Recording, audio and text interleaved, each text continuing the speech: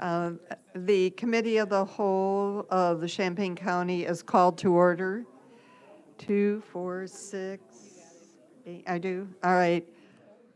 Uh, Will the clerk please call the roll? You guys can just talk away tonight. McGuire. Michaels. Mitchell. Quisenberry. Rector. Rosales. Schrader. Schwartz. Shore. Weibel. Alex. Anderson. Berkson. Carter. Cowart. Esri. Here. Harper. Harrison. Hartke. Here. Jay. Maxwell. Petrie. Present. Thank you very much. Motion to approve the agenda and the addenda. So moved. Mr. Rosales, a second, please. Ms. Cowart, any changes or additions to the agenda? All right, seeing none, all in favor say aye. Aye. Those opposed, nay. It's approved. All right, moving to public participation. So far, I have only one slip. Is that all for the evening, or are there others who will want to speak? All right, it's Mr. Custer, and you know the routine of turning on the microphone, please. Thank you very much.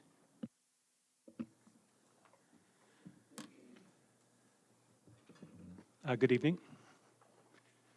I have a statement to read that was composed by several local organizations, and I have copies that I'll hand out after I finish reading it. This is an open letter to Chairperson Patsy Petrie and the Champaign County Board.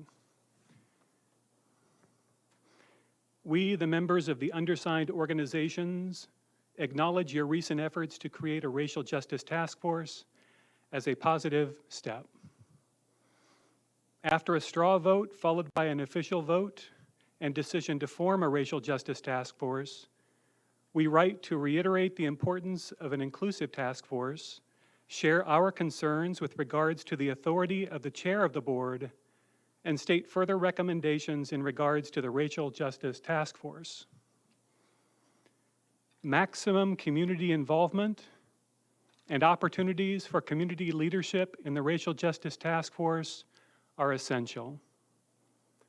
To this end, if the county board wants the task force to produce viable recommendations that have the support of the impacted communities, they must take steps that maximize participation by African Americans.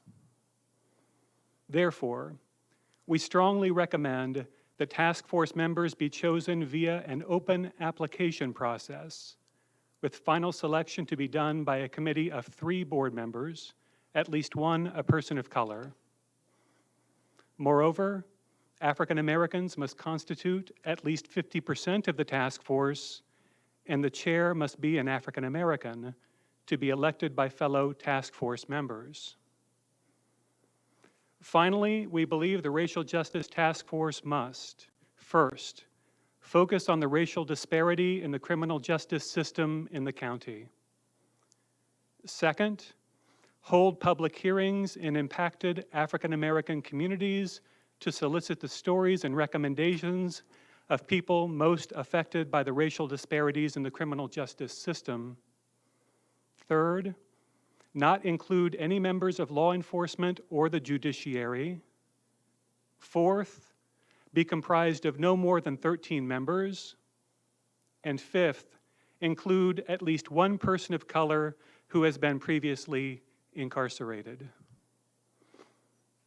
And this open letter is signed by Black Lives Matter, Champaign-Urbana Chapter, Central Illinois Chapter, Progressive Democrats of America, Champaign County Young Democrats, Champaign-Urbana Citizens for Peace and Justice, Graduate Employees Organization Solidarity Committee, the NAACP, North End Breakfast Club, and Build Programs, Not Jails. Thank you very much. Thank you. Do you want to hand out your copies? All right. I appreciate your bringing copies for the record. Are there any others who would like to speak this evening? All right, I will close public participation for the committee of the whole meeting. Communications from the board. Mr. Rosales. I have two, Madam Chair. The first one is Racial Taboo, which is a short film that will be playing at Centennial High School, and this is part of the coalition, Champaign County Coalition, that they'll be showing the film and then engaging in a public discussion in the impact of that film in our community, which is talking about racial disparities. And then the second announcement is basically a talk by James Kilgore and his book signing as well, Understanding Mass Incarceration, and that's held on Thursday, the same date, at the IMC, starting at 7. So those are the two announcements that I wish you all would attend, since we're talking about incarceration and racial tensions in our community. Thank you, Mr. Rosales. Are there any other announcements from board members? I wanted to let folks know in response to many of the things that were read to us during public participation that the application for the Racial Justice Task Force and the announcement thereof is up on the county board website. And this time, the application is set so it can be filled out electronically or printed and filled out and mailed in, and the instructions are to mail it to K Roads. A committee has been set up. Actually, it was Ms. Cowart who made several suggestions of people to be on the committee, and it's a 5-member committee who will be reviewing all of the applications and doing the interviewing for people to eventually be brought forward to the county board for advice and consent. The deadline for the applications is the 10th of December. We had a little delay in getting it done. Kay Rhodes' mother had passed away, so she has been away from the county and is still, so that delayed our getting it up. We had intended it would be up last week, and therefore we pushed the deadline for the application till the 10th of December. So if you all would like to share that with many of the different organizations in the community who are interested in this, I encourage you to do it. And if there are any questions, feel free to contact me about finding the application on the website or anything else that is of interest. Now, moving on to policy, Mr. Quisenberry.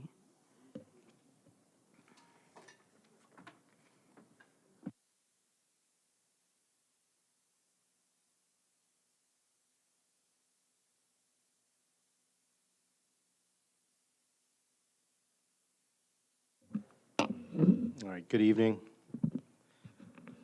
I'm a few notes slower tonight, so excuse me if I have to cough occasionally. All right, for policy, personnel, and appointments, we will start out with our appointments for this evening. And the first one we have, item A1, is 2 appointments to the Senior Services Advisory Committee. And those terms would run December 1st, 2015 through November 30th, 2018. Madam Chair. Yes, these 2 appointments are Tammy Frugling Vogus and Kathy Lenz. Do I have a second? Seconded by Stan. Is there any discussion? Seeing none, all those in favor say aye. Aye. Any opposed say nay. That passes unanimously. Next, we have the Public Aid Appeals Committee, which has 3 members, and the terms that we're appointing run December 1st, 2015 through November 30th, 2017. Madam Chair. Thank you. It's Brian Rona, Andrew Kornstrom, and Bernie Magsaman. All right, do I have a second? Aaron seconds. And I will point out that the roles in the Public Aids Appeals Committee are defined. Those are representatives of the townships, and so there's not a lot of competition for that responsibility. So is there any We're following the discussion guidelines. or questions? Yes. We have a We have a motion and a second, so we're all set. Anything else? Otherwise, we'll vote. All those in favor say aye. Aye. Any opposed, say nay.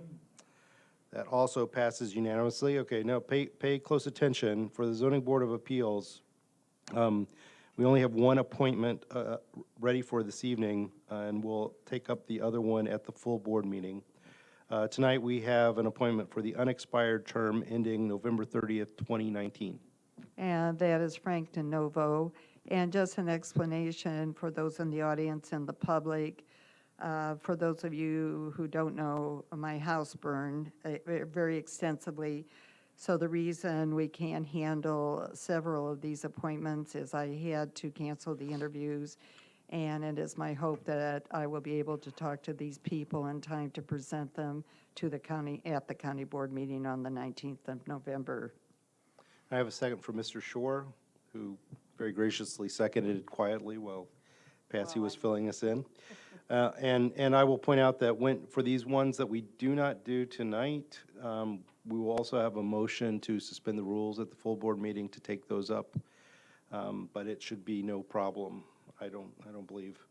So we're currently looking at Frank DeNovo for the unexpired term ending November 30th of 2019. Are there any questions, discussion? Seeing none, all those in favor say aye. Aye. Any opposed, say nay. Nay. Thank you. That passes. But it will appear on the agenda for the full board meeting, like the other one. Also, next, similar situation for the Nursing Home Board of Directors. We're going to have one appointment this evening we have 3 open terms, but we're only going to make one appointment for the term December 1st, 2015 through November 30th, 2017. Madam Chair? And that's Catherine Emanuel. Do I have a second? Seconded by Mac. Any discussion or question? So we'll take up the other 2 at the full board meeting when we suspend the rules. So all those in favor for appointing Kathy Emanuel to one term, December 1st, 2015, November 30th, 2017, please say aye. Aye. Any opposed, say nay. Okay, that passes unanimously. So that one will be on the consent agenda. And then finally, for the Deputy Sheriff Merit Commission, a term from December 1st, 2015 through November 30th, 2018. Madam Chair. It's Sammy Anderson. Seconded by Pius. Any questions or discussion? I will point out that the sheriff recommends this person to it, and then we approve it.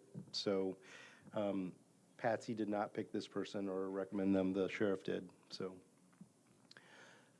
any questions? Seeing none, all those in favor say aye. Aye. Any opposed say nay. That passes unanimously. You have in your packet the October 2015 report from the county clerk. Our county clerk is not here this evening, so you will have to direct questions to him via email or otherwise. But I will accept that report and place it on file. Does anybody have any discussion they want to have about that report? Seeing none, we'll move on to Section C for the County Board of Health.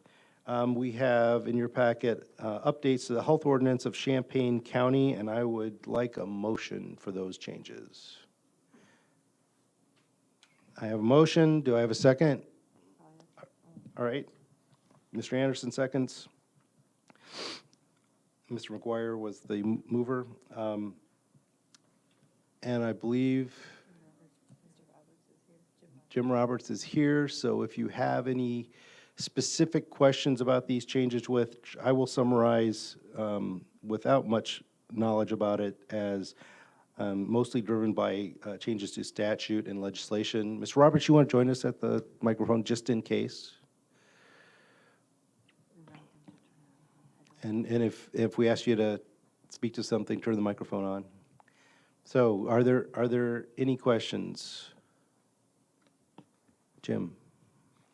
I guess I'm the board member that's on this committee. And I will ask him a couple questions to help understand, because there is some changes to the closed loop systems for sewer systems. Can you explain a little bit about that? Because that's a little bit bigger issue than just the...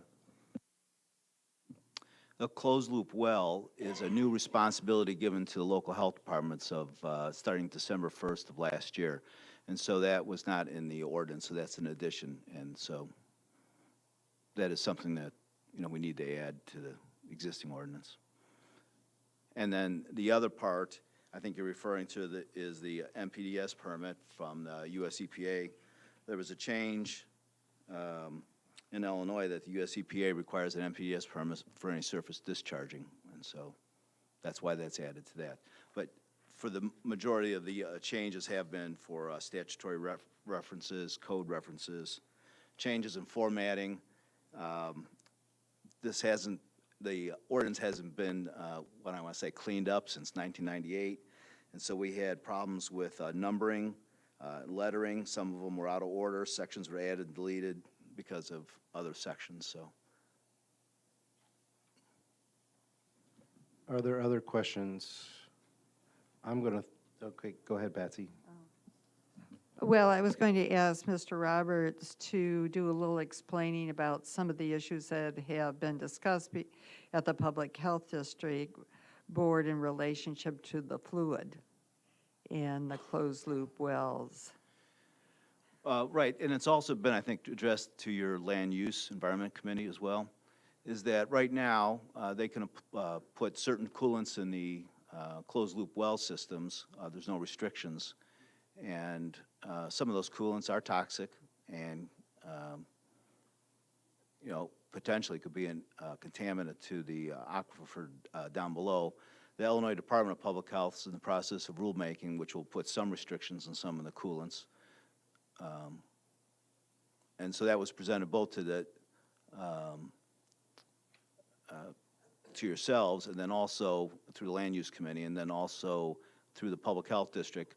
Right now, at the Public Health District, before we didn't have very many wells drilled in the towns, but with closed loop wells, because it's energy type of development, we have some closed loop wells being done within the district boundaries, and so we're creating our own potable water ordinance.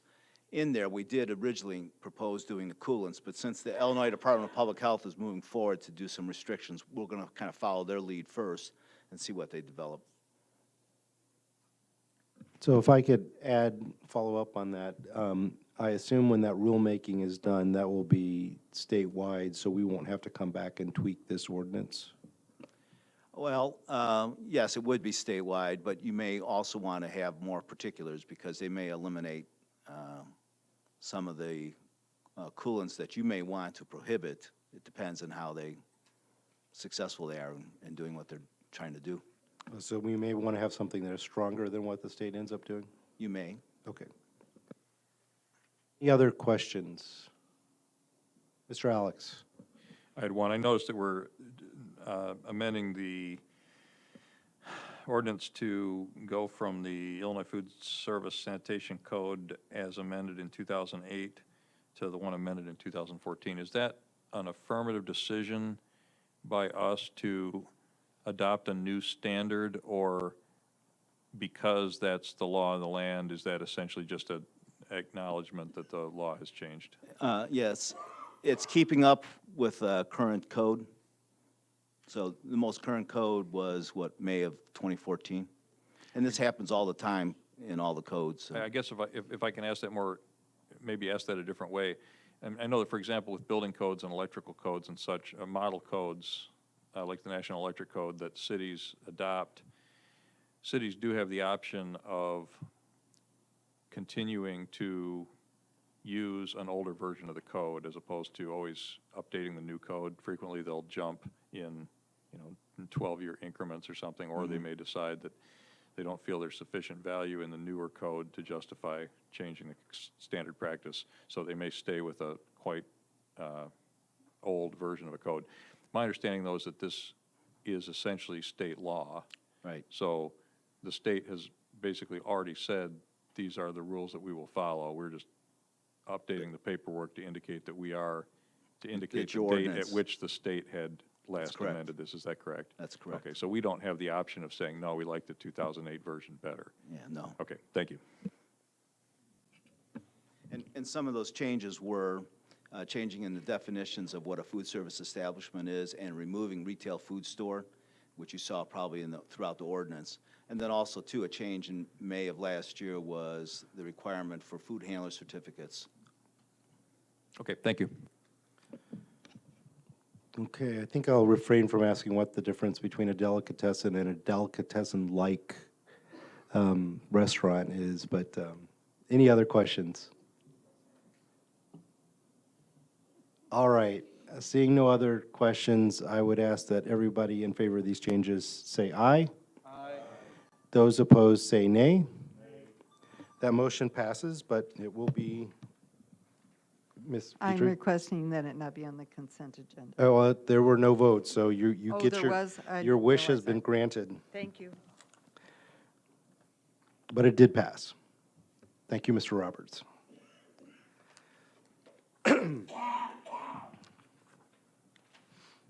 Okay, next we'll move into the section for the county administrator. There you have the Administrative Services October 2015 report. Now would be a good time if you have any questions for Ms. Busey to ask them regarding that report. Seeing none, I will accept that report and place it on file. Then you will have a county board calendar of meetings for fiscal year 2016. I would need a motion to approve that calendar. Max, do I have a second? Mr. J. Is there any discussion? Ms. Busey? I just want to point out that there's an amended version of that calendar at your desks tonight. When it was prepared, I forgot about December in the biennial organizational year. So the only meeting in December is the biennial organizational meeting, no standing committee or committee of the whole meetings pursuant to your rules, and then the county board meeting, which has been moved up 1 week because of the Christmas holidays. Okay, thank you. Mr. Mitchell? I think that's what we moved in, sorry. I did say the one in your packet, but I should have said the one on your desk. Mr. Alex, did you have a comment? Yeah, can someone who's more familiar with I than Rosh Hashanah confirm that October 4th is not in conflict with that?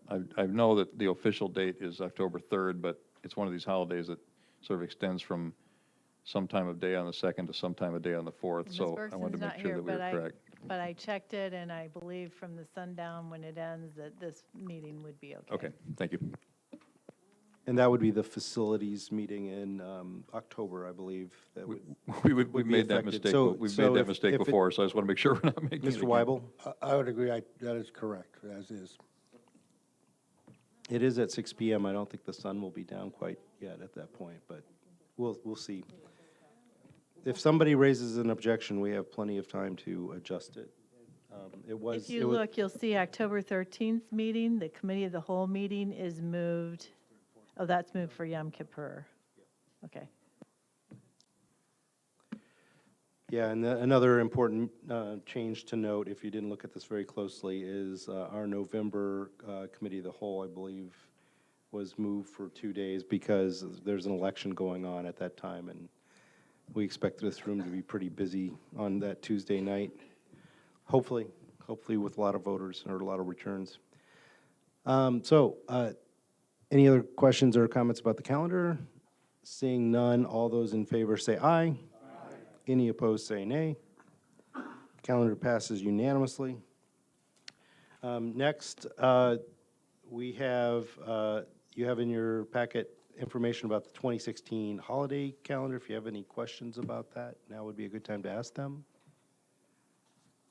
Seeing no questions, we will accept that and place that on file. And then you also have a piece of information on our, which is a compliance update for our ADA settlement agreement. Ms. Busey, do you have any comments on that? I do not, but if you have any questions, Ms. Ogden is here, who is the individual who's primarily responsible for this project, and I'm sure would be happy to answer your questions. Do we have any questions? Seeing none, we'll accept that update and place it on file. Next up, we have an approval of the renewal of property liability and workers' compensation policies for fiscal year 2016. I will need a motion. Mr. Hartke, was that you? And Mr. Alex, were you seconding? Thank you. Okay. Ms. Petrie, you shared something at caucus about Astrid's comments on this agreement? Yes, since Ms. Berkson isn't here to share it herself, I did call her to get her professional judgment on what we have in our packet, since she is involved in this, and she says she is very comfortable and confident with what we are going to be passing this evening. Okay, are there any questions or comments? Seeing none, all those in favor say aye. Any opposed say nay. That passes unanimously. And next, we have a resolution honoring county employees, and this, we do this annually. This first one is for recognizing years of service, and so we are going to pass this evening to send it to the full board, and then at the full board is when we will read the names and recognize folks. So can I have a motion for this resolution? So moved. Mr. Shore, Stan seconds. And I will accept volunteers to help in the reading of names at the full board meeting, so just let me know tonight if you want to help out with that. There are a lot of them. We have a lot of employees who have worked diligently and well for us for many years. So all those in favor of this resolution say aye. Aye. Any opposed say nay. One question here, point of information. One of the people Yes. listed as being here for 7 years of service. Ms. Busey, would you care to explain? She was missed at 5 years, so. Okay, thank you. Do you wish to vote yes? We had the vote, so. No, it's just no vote needed. And don't worry, you don't have to vote no. This will not be on the consent agenda. So it's good to have that pass unanimously. And the next one is for, to honor county retirees. And so I'll take a motion. It's been moved and seconded by Mr. Anderson and Ms. Cowart. Any questions about this one? Yes. What happens when one of the employees leave in the middle of the year, like in March or something like that? Will their name be on there the year after? This is for all employees who have retired this year in 2015 or are known to be retiring by the end of 2015. So this is for this calendar year. Okay. All right, thank you. Any other questions? All those in favor say aye. Aye. Any opposed say nay.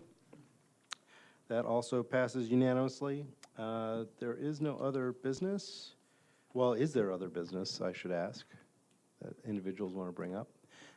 Seeing no other business, under the chair's report, you have an extension to the county administrator's contract.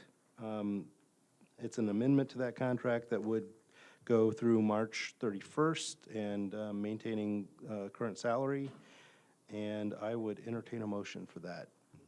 Mr. J, seconded by Mr. Weibel. Any discussion or questions? Yes, Jim? I guess the question would be, and I'd like to thank her, but for having this contract. The newspaper article suggested that she might stay longer than the 31st. Would this be easily amendable? If something, I want her to see her have her retirement, but as soon as possible, and that we do our due diligence in finding somebody. But if this is limited to the 31st, that might be an issue. Yeah, if I could say a few things, I'll let Deb speak to it if she wants to. But when in the discussion as to this timeline, we recognize that there's a chance some searches don't succeed, and sometimes you don't get the application pool that you would hope for. So if we find ourselves in January, February, in a situation where we don't think the search is going to succeed, or as Mr. Alex pointed out at the Democratic caucus, sometimes you do find someone, but because they are being good employees from the place that they were working at, they say, I can't come until June 1st or August 1st or something like that. And you want that employee, so you make those kinds of concessions. Sometimes it doesn't follow the script. So we did talk with Ms. Busey about the opportunity for her to continue working. If we were without a new administrator as of March 31st, and with certain specific exceptions to that, she has said that she would be willing to do so. Deb, do you want to speak to that at all? That's correct. And I will also say that she has offered to be available on a limited basis in any case if we need some assistance with transition as the new person is coming up to speed. Yes? Okay. One other thing I wanted to mention, although it's not an action item tonight, there has been the beginning of discussion of a search committee to hire the next county executive, and I'll give you just a little bit of an outline on that. Let's go ahead and vote on this first, because this is not directly related. I heard Mr. Hartke about to call me out of order, so let's have a vote first on the contract amendment. All those in favor say aye. Aye. Any opposed say nay. That passes unanimously. And to finish up the chair's report, the goal would be to have a search committee that could vet candidates and be active in the interviewing process. As any of you who have been involved in search committees know, there's a balance between having all the constituencies represented in that group and not having it so big that that has trouble functioning. And so I would welcome feedback and input on this. The framework that has been discussed so far, but is still movable, I'd like to suggest that we have this figured out by the full board meeting, so we can send that committee on its way. Would include 5 county board members, the chair, myself chairing the committee as the policy and personnel's area chair, and Mr. Alex as the finance chair. And I've asked Mr. J to identify 2 members of the Republican caucus to participate in this. There's interest in having some of the department heads who are elected officials participate in this. There are several to choose from, and there's also interest in involving Ms. Busey in this process because she's here and she knows as much about this job as anybody. And we've also discussed having a staff member who is not a department head to kind of round out that committee makeup. If you've been keeping tally, that could be anywhere from 9 to 10 people so far. There have been other, I think, valid concerns raised as to having diversity on such a search committee, so we have to take that into account. I would be glad to entertain any discussion that people want to have right now, but I also would take suggestions on the side if you want to talk to me in person or by email after tonight. Again, the goal being that we have a committee ready to go by the full board meeting, because there's a lot of work to do in setting up this search, and the search committee would be expected to contribute to creating the job description and the advertising and all aspects of going out there and looking for the next person to do this job. So any questions or comments? Mr. J? Thank you, Mr. Chairman. I was extremely pleased to see that Deb was added to that. I don't know how we could not use this 41 years of experience that she has in selecting her replacement. I think that's really important. And also, I've been approached that there are those that's worked with the sheriff on like programs and think that he would be an extraordinarily good member for this committee. I just pass that on as information. Yeah, thank you for that feedback. Any other comments or questions? Mr. Weibel? Will this be a subcommittee of finance? Is that how you? Policy, personnel, and or appointments. Subcommittee of okay.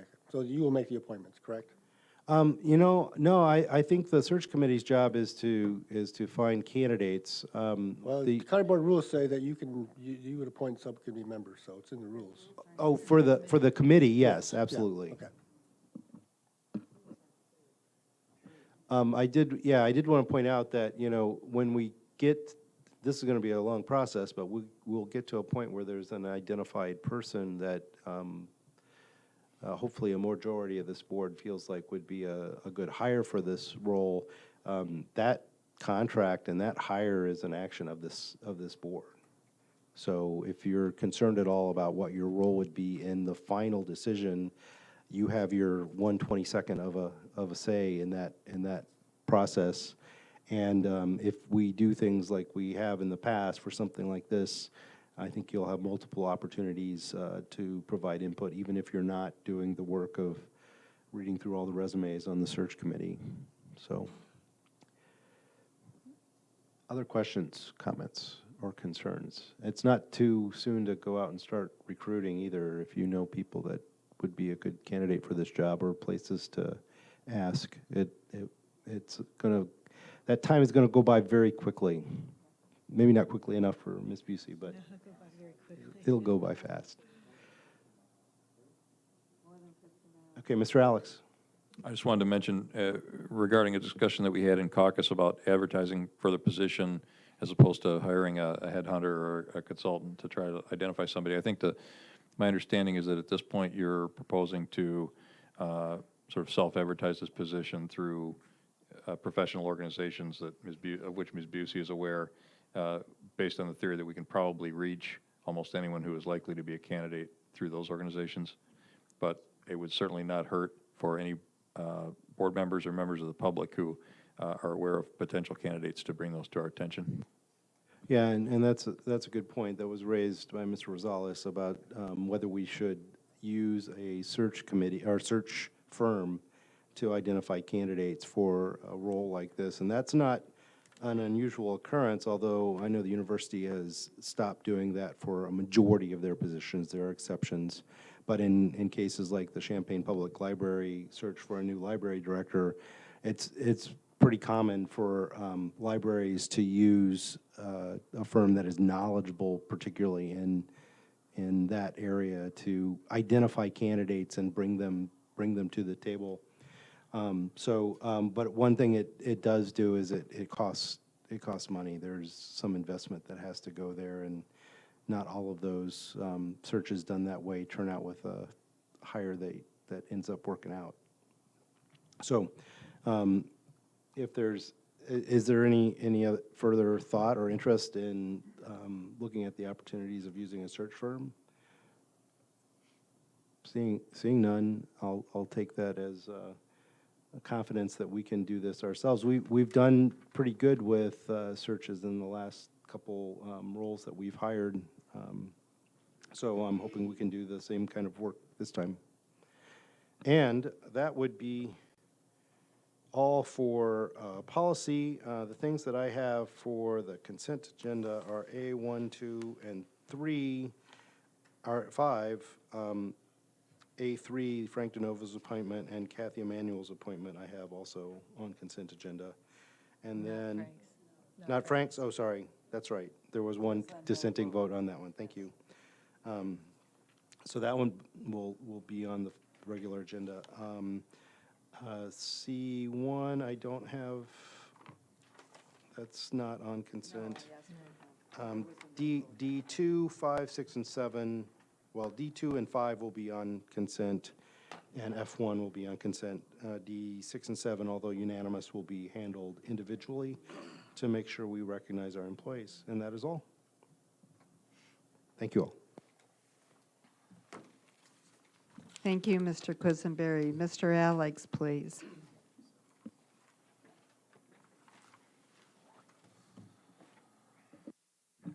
Thank you, Madam Chair, and good evening, everyone. First item on the agenda is the Treasurer's Monthly Report, and I would ask Mr. Welch to come up.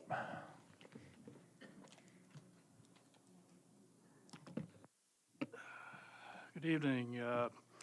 Want to get you up to speed with real estate taxes. The real estate tax collection year ended with the tax sale on October 23rd.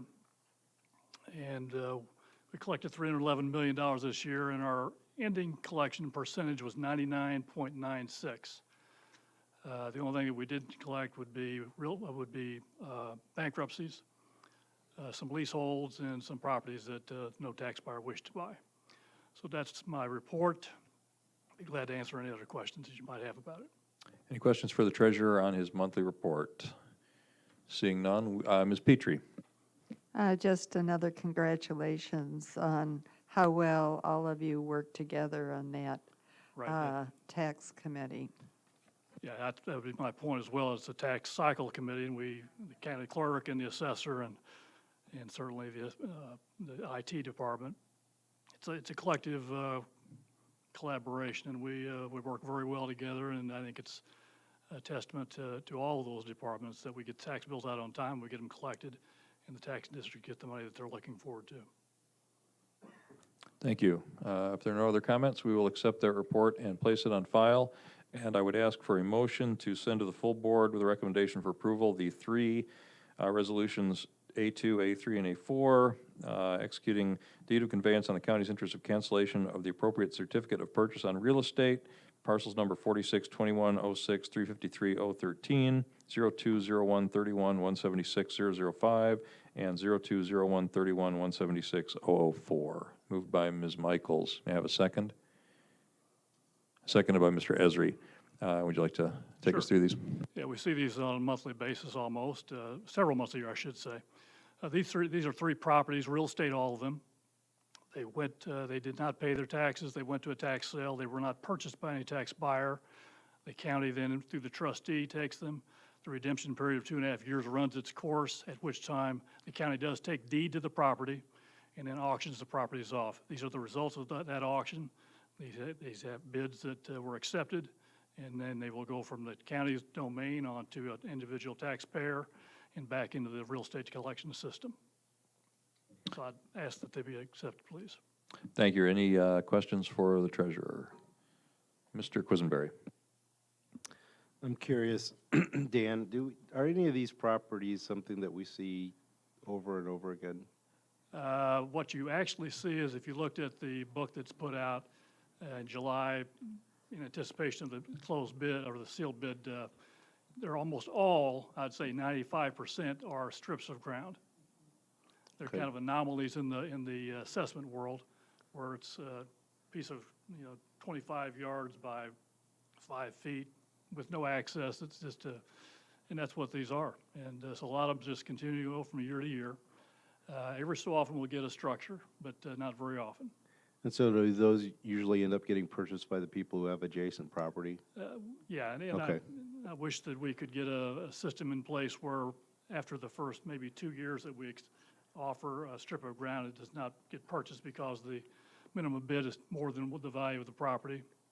If we could just take them back ourselves and deed them to the people, they've probably been mowing them their entire life and just, it Yeah. makes a lot more sense than keeping them on this sealed bid auction. All right, thank you. And Dan, I will continue to pursue that.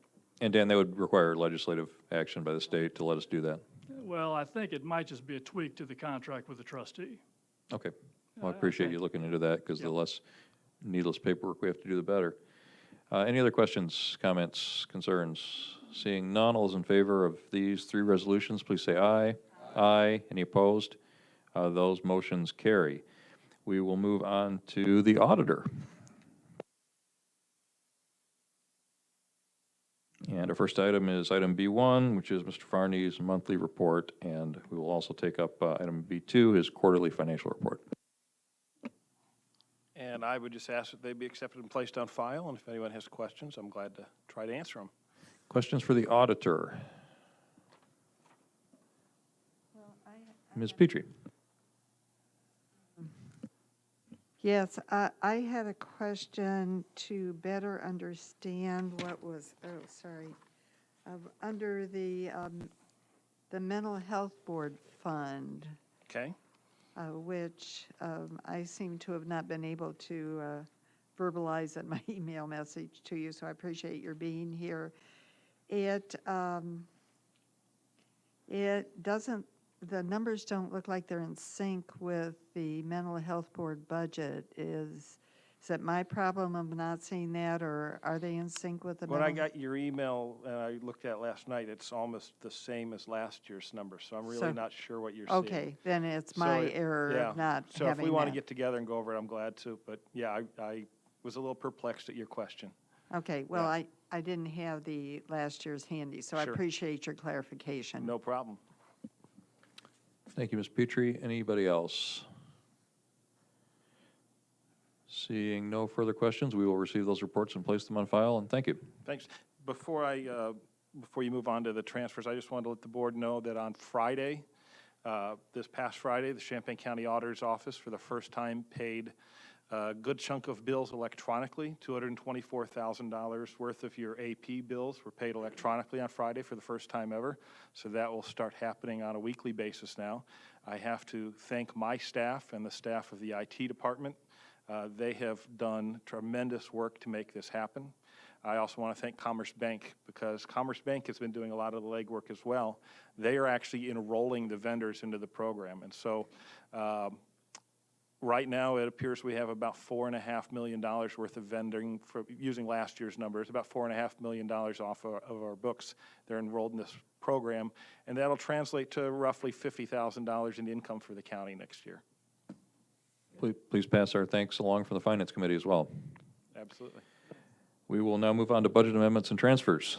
I would ask for a motion to send item 15 or budget transfer 15-6 to the full board with a recommendation for approval. This is $1,200 of additional appropriations for the auditor to create an online county checkbook. And I would direct any questions to the auditor since he is here.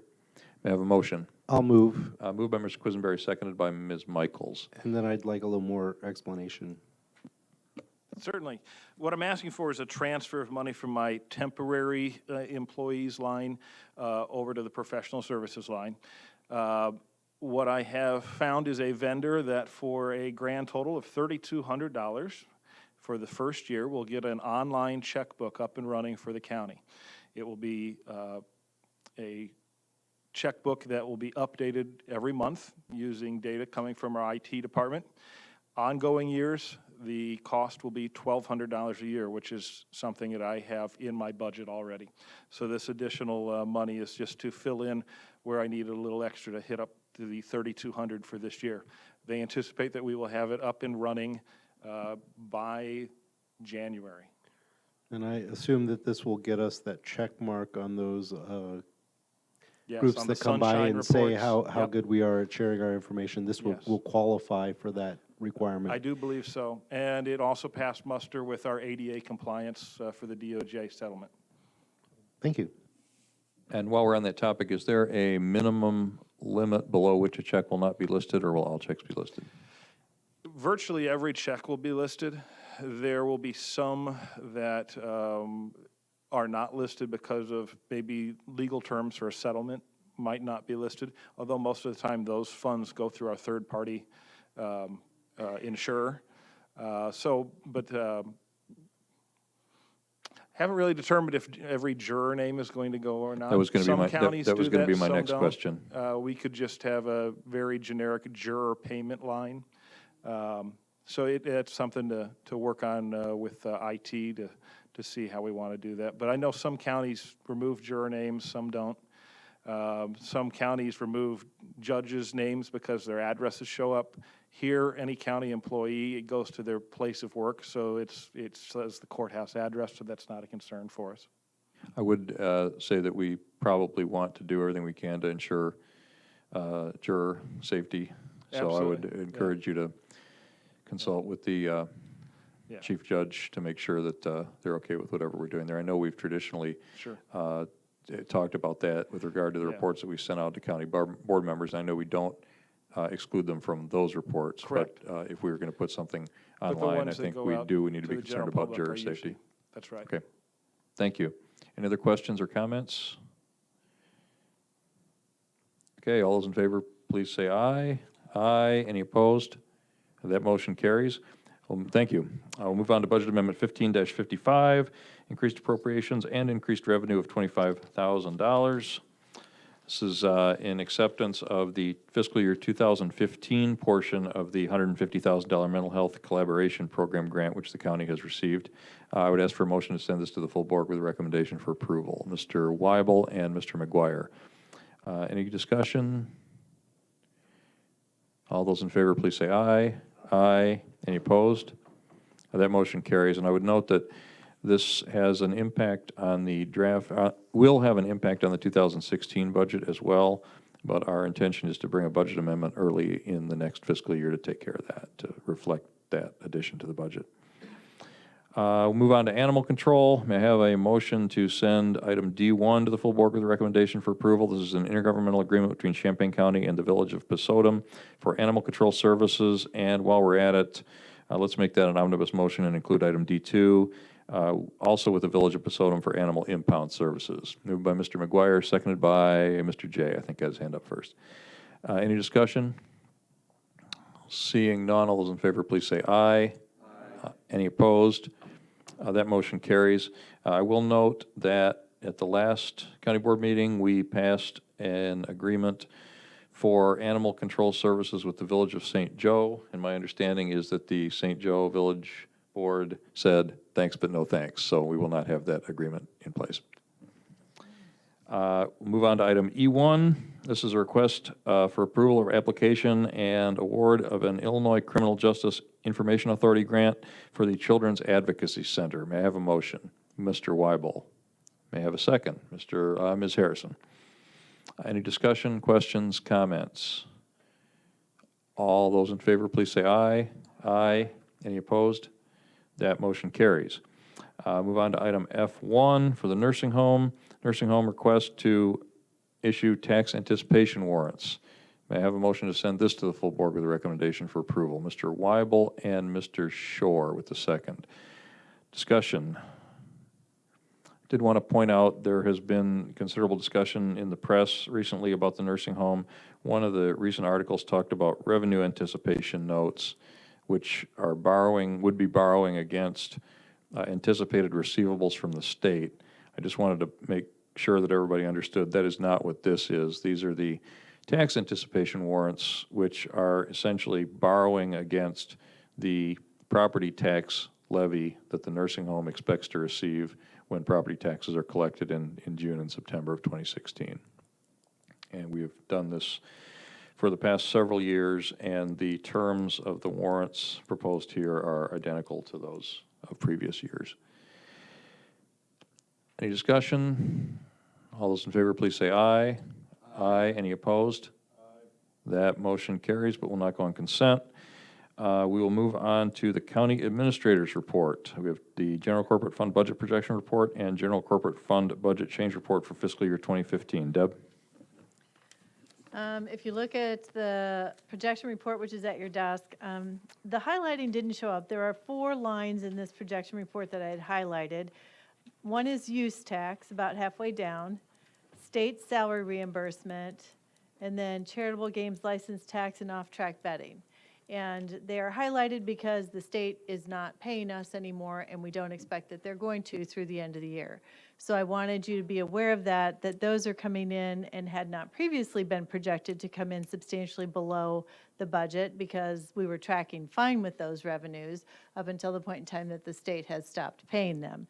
So there's about a $430,000 additional hit to our revenue this year with those lines. And I don't know if the state will catch those payments up or if they will simply not make those payments once they adopt a budget and then just start paying us out of next year. So that's just an unknown. I just wanted the board to be aware of it. Overall, everything else looks substantially the same. Our 1 cent is still substantially down from where it had been previously. and non-business licenses and permits are down, but that line was just amended last month when the recorder substantially increased her budget for purchase document stamps. We'll see on that. Bottom line is, right now, it looks like the revenue will come in at 97.2%, at about $1 million under what's budgeted. The next page, looking at expenditure. While we don't have the revenue necessarily coming in, we're also underspending on most of our expenditure areas. So we anticipate underspending the budget by $763,000, or having the budget come in at just under 98%. So based on the projection, we would still end with a very nearly balanced budget for this year, and that does take into consideration then not receiving those payments from the state. And based on the budget itself, which is unlikely, it's more likely we'll end up at the projected. So a bit of a negative variance, but not substantial, and we would still end with about a 12% fund balance, which is fairly good. And then the budget change report is on the back, just documenting additional changes since last month. Questions for Ms. Busey on these two reports? Seeing none, we will receive those and place them on file and move on to her recommendation for the GIS fee. The last time the GIS fee was reviewed was when it was initially adopted, I think in 2003. It was established in 2002. This is one of the fees, like the recorder, sheriff, and county clerk fees, where the county board can assess the fee above the statutory maximum, which is actually $3, if a cost analysis study is done which documents that the cost of providing the service is more than the statutory maximum. This fee has always been above the statutory maximum. We adopted it at $10 when it was originally adopted. Based on the study that was done by Bellwether, this fee could be increased by $5 at this time to fully cover the cost of providing the services that we provide through GIS. And if you look on page 225, you see a map of what this fee is in every other county.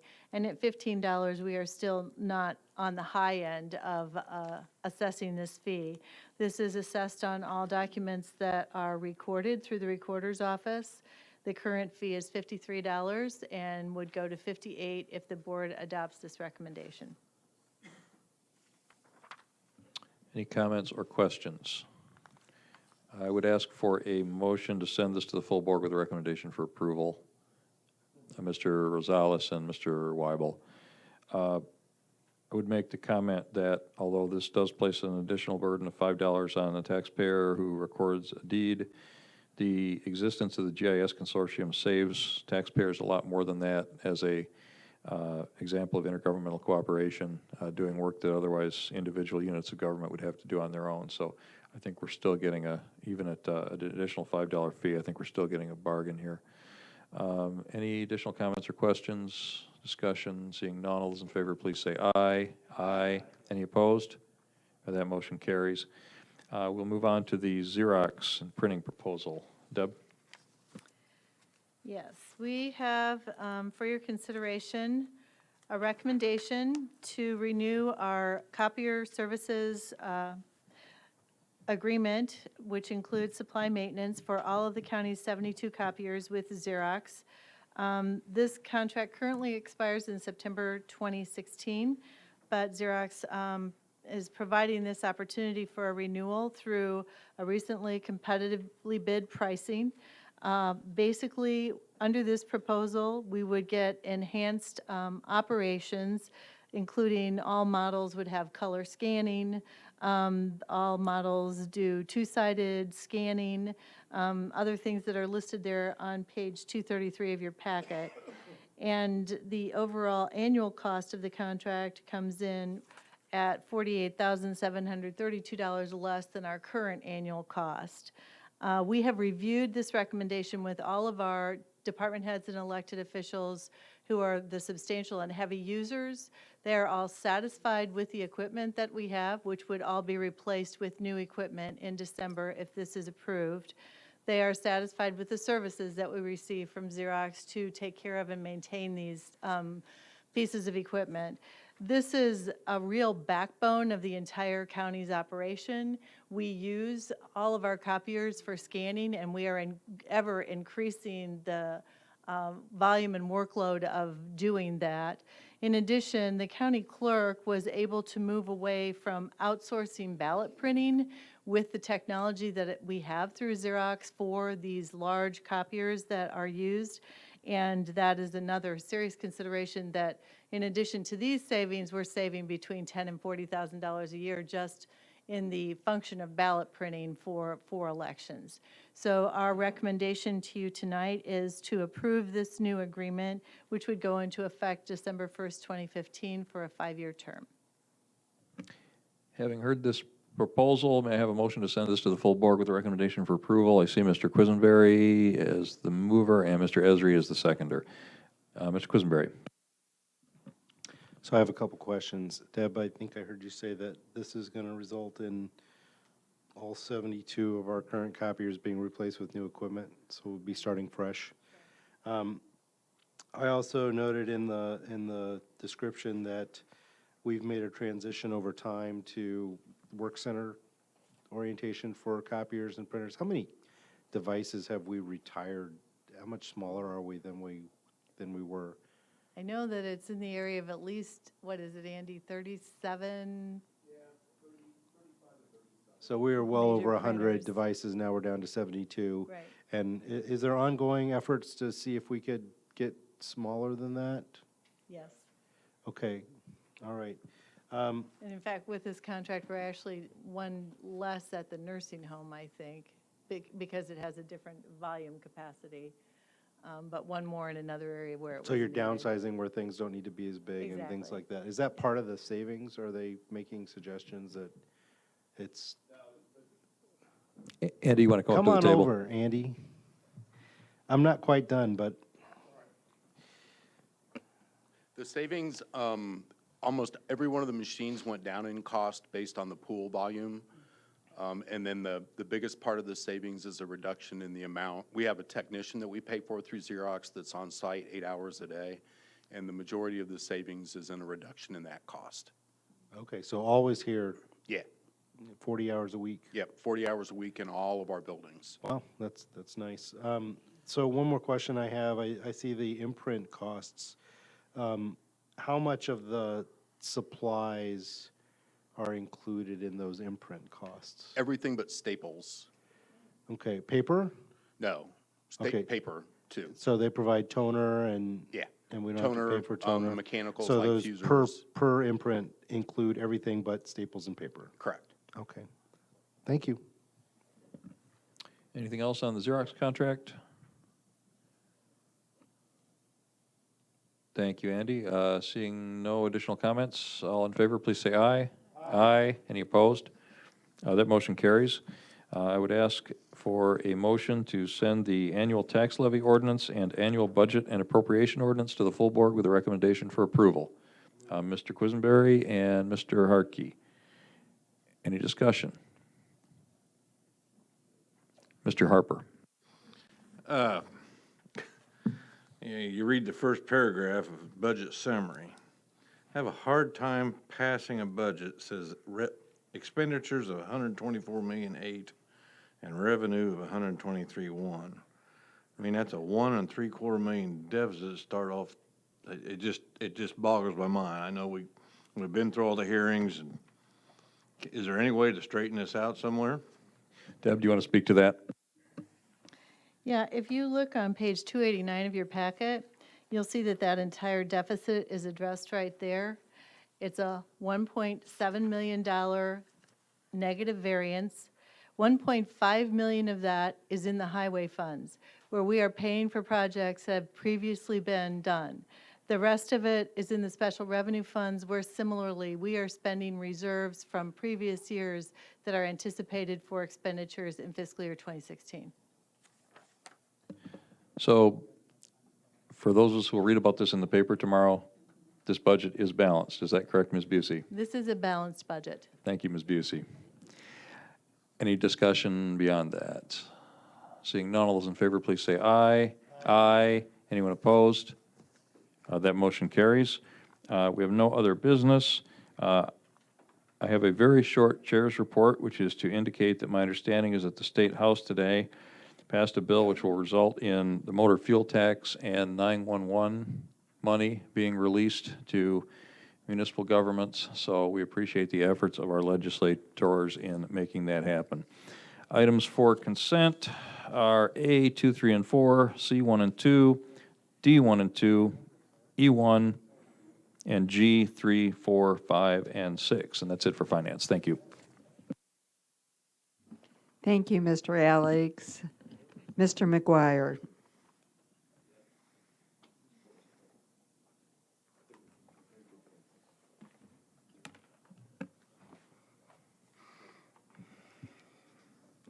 Justice and Social Services. First item on the agenda is approval of intent to renew reentry program grant funding for community elements for term March 1st, 2016 through February 28th, 2017. This is actually action, I guess I'll read parts of the agenda or the memorandum.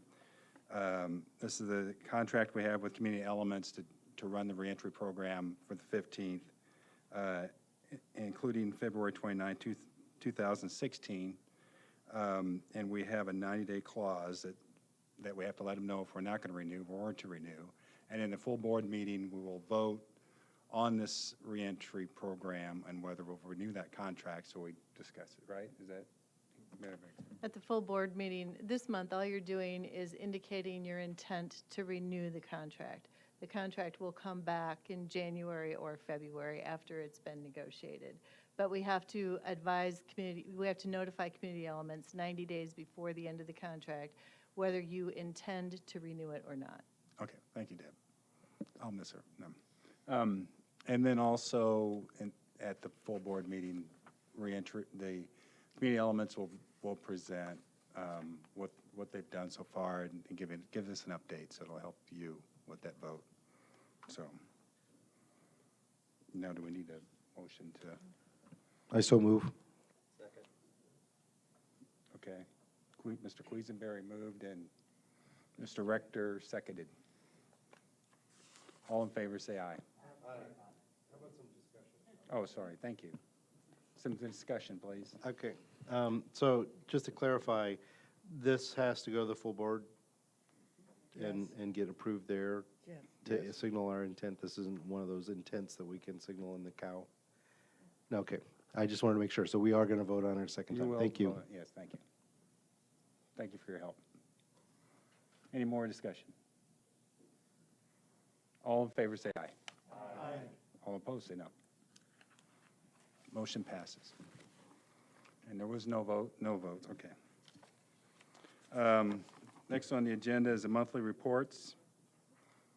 And if there's no discussion, we'll place those on file. Other business? Chair's report? Are you going to give a report? It's not double-spaced either. Okay, give your report. Okay, Patsy wanted me to discuss the conference that I attended Wednesday and Thursday for the Illinois Criminal Justice Information Authority Conference, Partnerships of Strategies to Reduce Violent Crimes in Our Communities. It's designed to provide local governments with innovative approaches to serious crime, including high levels of gun violence.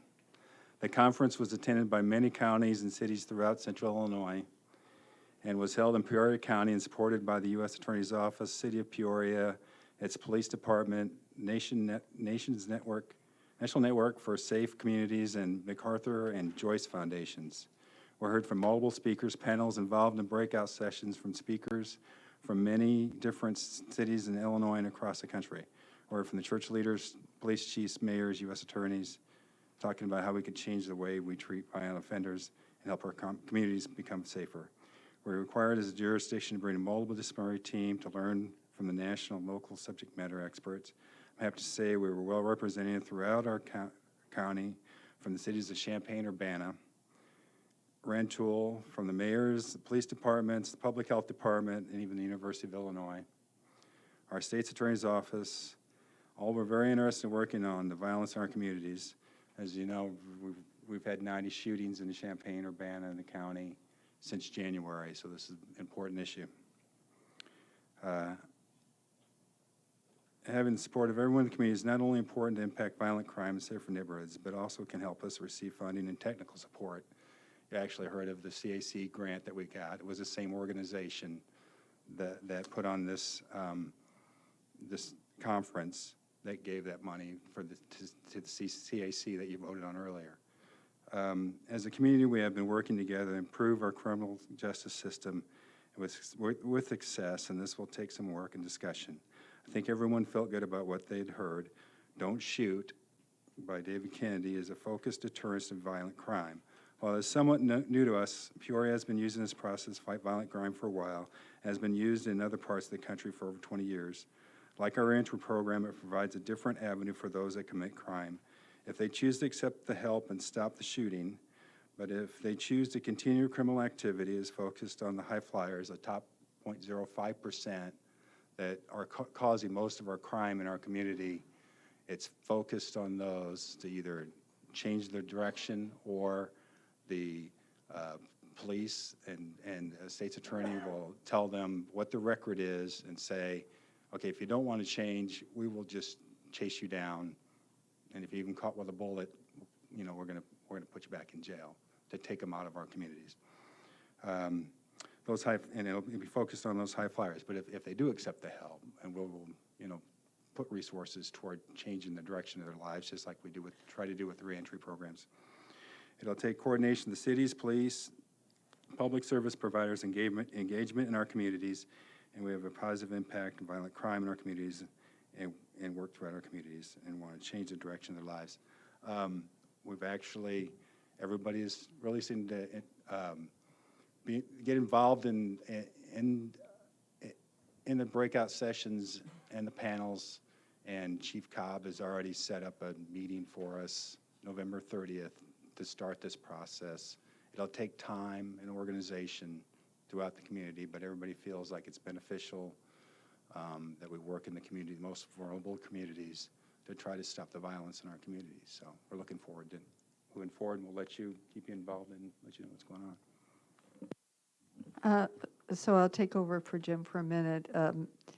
Do you have any questions of what he's presented? Jim was invited by Alan Jones to go up to this conference, and mainly because Alan Jones and Jim and Astrid, but she's not here to speak for herself, are part of the reentry group at Community Elements. And in addition, Jim and Alan, if I'm correct, you went up to something at Rockford also.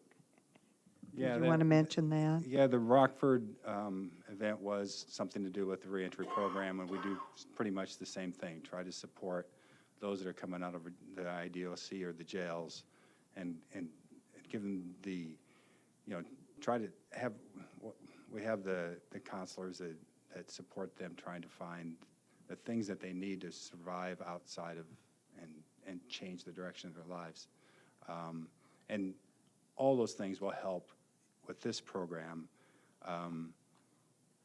and giving them the opportunity to go a different direction. So it's a model for this. I saw Mr. Quisenberry's hand. A question for Jim? Actually, not so much a question as our caucus was visited by Aaron Ammons from the Urbana City Council tonight, who also was there for one of the days, and he described his experience and the information he got, and he seemed to be very positive about the alternatives and the options and the approach as well. So, and I understand there were two tables full of people from Champaign and Urbana at the event, so we were well represented. Any other comments or questions for Jim? Okay, thank you very much for sharing that with all of us. Okay, and then the approval and intent to renew will be on the consent agenda. Is that right? Thank you.